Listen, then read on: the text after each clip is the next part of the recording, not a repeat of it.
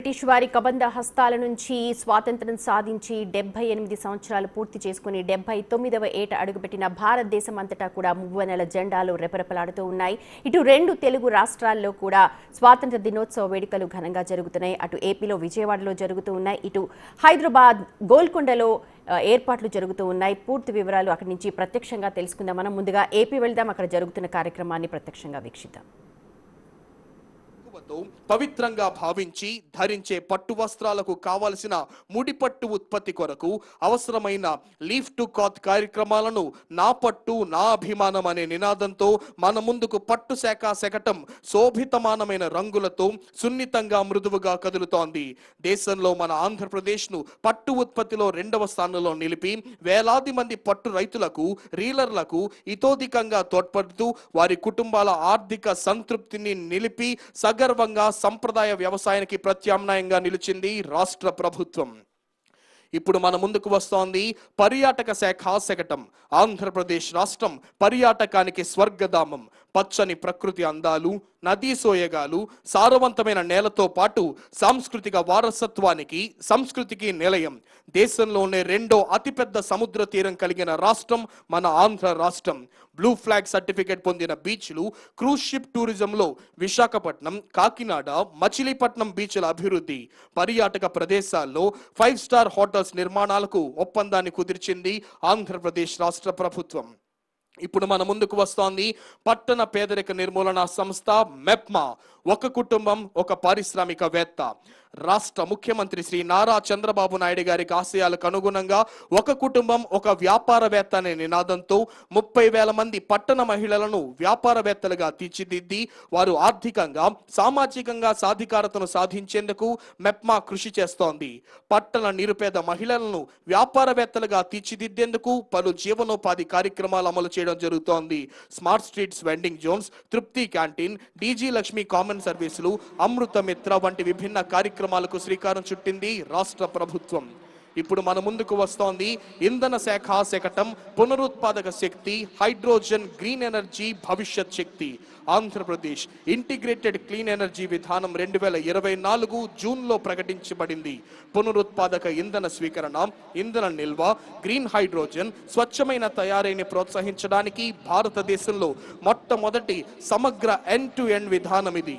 2047 నాటికి ఆంధ్రప్రదేశ్ గణనీయమైన పునరుత్పాదక ఇంధన సామర్థ్యంలో జోడింపు, పారిశ్రామిక అభివృద్ధిని సాధించి కార్బన్ ఉద్గారాలు లేని రాష్ట్రంగా మార్చడమే లక్ష్యం.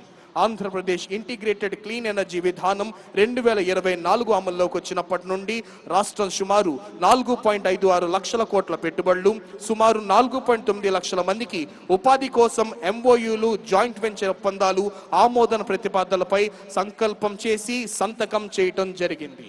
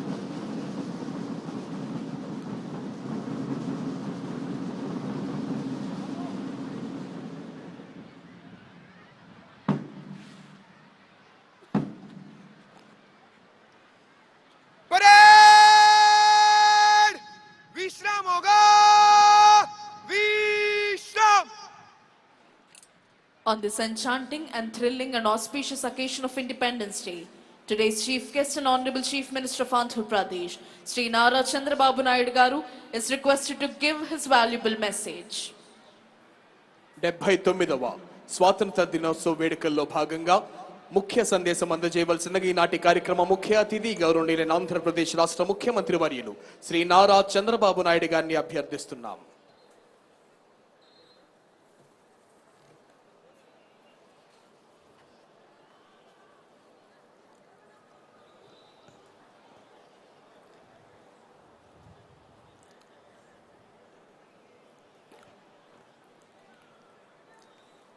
అందరికీ నమస్కారం. వందే మాతరం,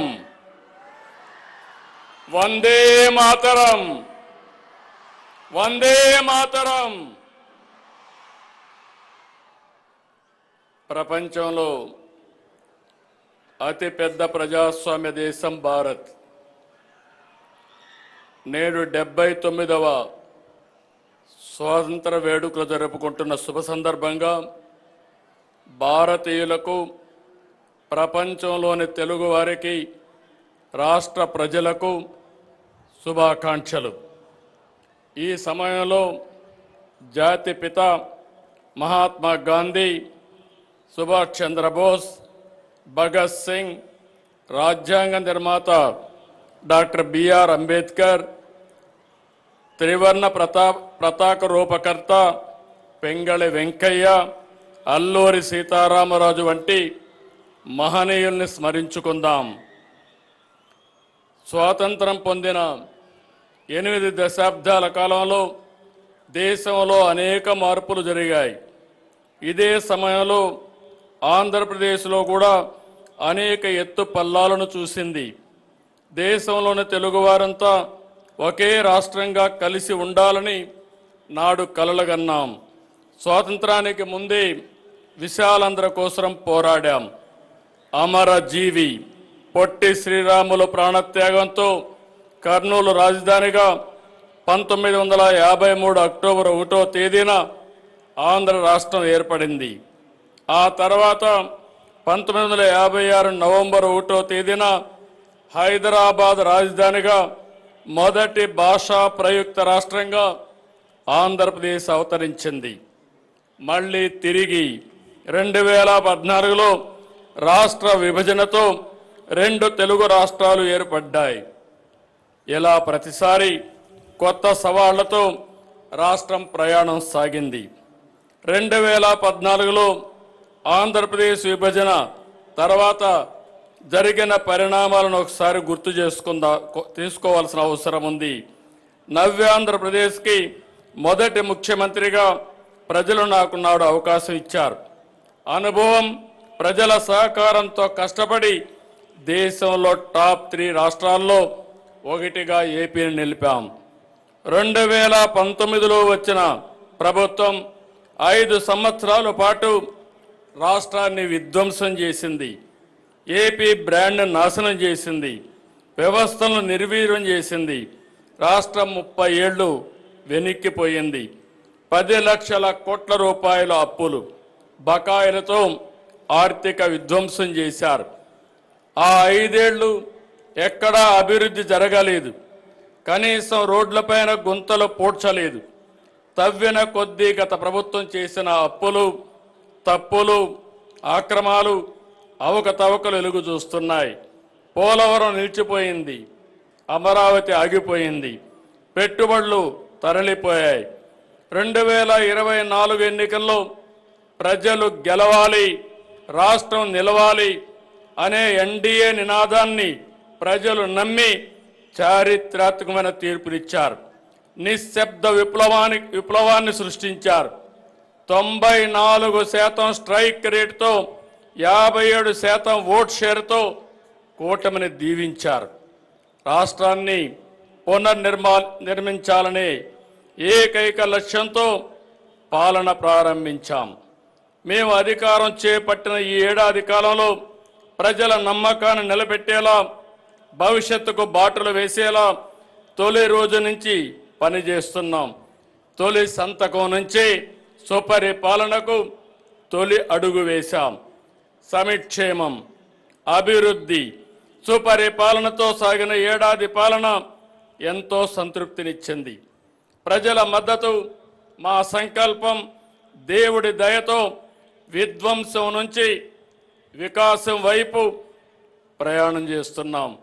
నేను ఈరోజు సవినయంగా సగర్వంగా చెప్తున్నా, కూటమి ప్రభుత్వంలో సమిక్షేమానికి సాటి లేదు, అభివృద్ధికి అడ్డు లేదు, సుపరిపాలనకు పోటీ లేదు. ఇది రికార్డ్, ఇదే ఆల్ టైమ్ రికార్డ్ అని మరొక్కసారి విజ్ఞప్తి చేస్తున్నాను. కూటమి ప్రభుత్వం పేదల ప్రభుత్వం. సంక్షేమ పథకాలతో ప్రజల జీవన ప్రమాణాలు పెంచేందుకు, బడుగు బలహీన వర్గాలను అభివృద్ధి చేసేందుకు వేల కోట్ల నిధులు ఖర్చు చేస్తున్నాం. దేశంలో మరే రాష్ట్రంలో అమలు కాని స్థాయిలో రెట్టింపు సంక్షేమం ప్రజలకు అందుతోంది. ప్రధాన ఎన్నికల హామీలుగా ఉన్న సూపర్ 6ని సూపర్ హిట్ చేశాం. ప్రతి వర్గానికి, ప్రతి ప్రాంతానికి, ప్రతి కుటుంబానికి, ప్రతి పౌరునికి సాయంగా నిలబడుతూ సంక్షేమ పాలనకి కొత్త నిర్వచనం ఇచ్చాం. ప్రభుత్వం ఏర్పడిన తొలి రోజునే 5 సంతకాలతో ప్రధాన హామీల అమలుకు శ్రీకారం చుట్టాం. పేదల సేవలో కార్యక్రమంలో 64 లక్షల మందికి ఎన్టీఆర్ భరోసా పింఛన్లు ఇంటి వద్దే పంపిణీ చేస్తూ సంక్షేమ రాజ్యానికి కొత్త అర్థాన్నిచ్చాం. దేశంలోని అతిపెద్ద సంక్షేమ పండగ ఏపీలో ప్రతి నెల 1వ తేదీన జరుగుతుందని స్వాతంత్ర దినోత్సవ వేదిక నుంచి సగర్వంగా చెప్పగలుగుతున్నాను. దేశంలో మరే రాష్ట్రంలోనూ ఈ స్థాయి పింఛన్లు పంపిణీ చేయడం లేదు. ఏడాదికి 33,000 కోట్ల రూపాయలు కేవలం పింఛన్ల మీదనే ఖర్చు చేస్తున్నాం. వృద్ధులకు 4,000, దివ్యాంగులకు 6,000, డయాలసిస్ సహా తీవ్రవాదులకు గురైన వారికి 10,000, పూర్తిగా మంచానికే పరిమితమైన వారికి 15,000 ఇస్తున్నాం. ఒక్క పింఛన్ ఇప్పటికే పంపిణీ చేసిన డబ్బులు చూస్తే 40,000 కోట్లకు పైగా ఖర్చు చేశాం. తల్లి తన బిడ్డ చదువుకోవాలని కలలుగనే పేదింటి తల్లులకు ఆర్థిక భరోసా ఇచ్చేందుకు తల్లికి వందనం పథకం తీసుకొచ్చాం. 10,000 కోట్లతో ఈ పథకాన్ని అమలు చేశాం.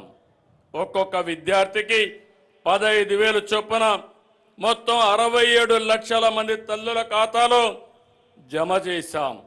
ఒక కుటుంబంలో ఎంతమంది ఉన్నా చదువుకునే పిల్లలందరికీ ఈ పథకాన్ని వర్తింపజేశాం. జనాభా నిర్వహణలో ఈ పథకం కీలక భూమిక పోషిస్తుంది. రైతు బాగుంటేనే రాష్ట్రం బాగుంటుందని నమ్మే ఈ ప్రభుత్వం ఎప్పుడు అధికారంలో ఉన్నా అన్నదాతకు ప్రాధాన్యత ఇస్తున్నాం. చెప్పినట్టుగానే అన్నదాత సుఖీభవ పథకం అమలు చేశాం. ప్రతి రైతుకు ఏడాదికి కేంద్రం ఇచ్చే మొత్తంతో కలిపి 3 విడతల్లో 20,000 రూపాయలు ఇస్తామని చెప్పాం. మొదటి విడతగా రాష్ట్ర ప్రభుత్వం 5,000, కేంద్రం ఇచ్చే 2,000 కలిపి 7,000 రూపాయలు రైతు ఖాతాల్లో వేశాం. 47 లక్షల మంది రైతులకి 3,173 కోట్ల రూపాయలు అందించాం. ఉమ్మడి రాష్ట్రంలో దీపం పథకం తెచ్చి మన ఆడబిడ్డల వంటింటి కష్టాలు తీర్చాం. నేడు మళ్ళీ దీపం 2 పథకం ద్వారా ఉచిత సిలిండర్లు ఇచ్చి భారాన్ని పూర్తిగా తగ్గించాం. ఏడాదికి 3 సిలిండర్లు ఉచితంగా ఇస్తున్నాం. ఏటా 2,684 కోట్ల రూపాయలు ఖర్చు చేస్తున్నాం. ఇప్పటికీ 2 కోట్ల రాయితీ సిలిండర్లు ఇచ్చాం.